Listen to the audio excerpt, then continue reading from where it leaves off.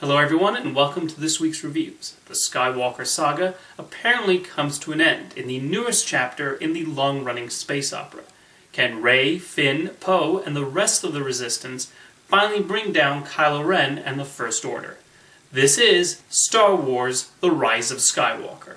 And yes, this will be a non-spoiler review. While Rian Johnson rocked the boat in the previous episode, The Last Jedi, J.J. Abrams has decided to play things a bit more safe in The Rise of Skywalker. The result is something that maybe doesn't shift the needle too heavily from what we associate with the Star Wars brand, but I still found it to be a fun space adventure, because that's what I've often considered Star Wars to be, just a bunch of fun space movies. And this has the required fight of good versus evil, and the large-scale space battles I find so appealing about the series. With this movie, we also get the chance to see Rey, Finn, and Poe work alongside each other for the first time. Have you ever noticed that?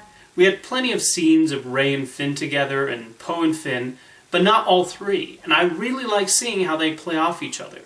The plot is fairly standard, as they jump from one planet to the next as they attempt to figure out how to save the galaxy.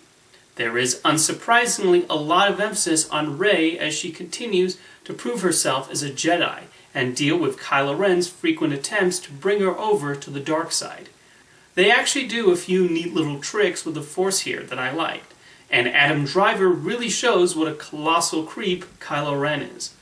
Abrams has a keen eye for action, and he does well with the battles and lightsaber duels here, as aided by the special effects team at Industrial Light and Magic and the music by John Williams.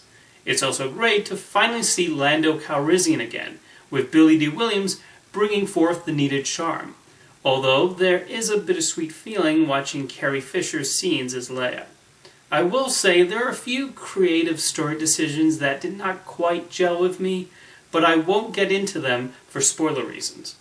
Overall, I found this to be a safe but satisfying Star Wars adventure with a lot to appreciate. Next up, Andrew Lloyd Webber's hit stage musical finally reaches the big screen in the film adaptation of Cats. For those unfamiliar with the original musical, the whole show basically consists of one cat after another coming out to introduce themselves.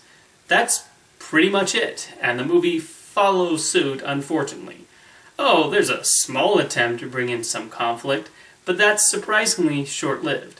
Otherwise, we're treated to a bunch of musical numbers where the cats talk about what their deal is and why they deserve to be sent to cat heaven or whatever. It's ridiculous and absurd and absolutely bonkers.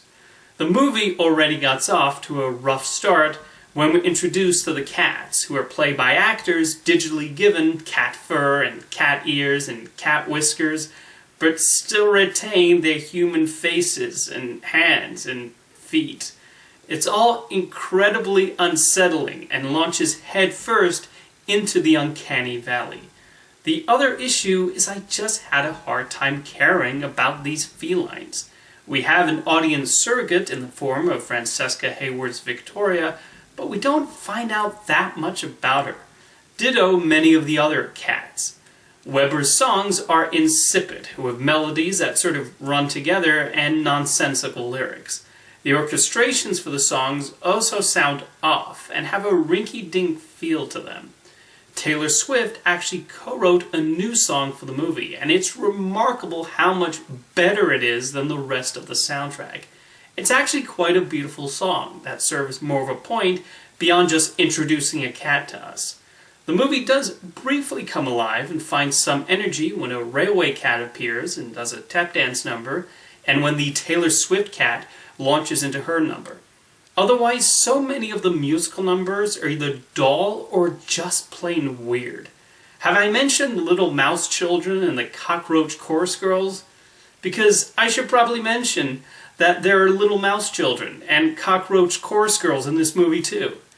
I sort of admire Tom Hooper's chutzpah in trying to bring cats to the screen, but I think I'm a dog person now.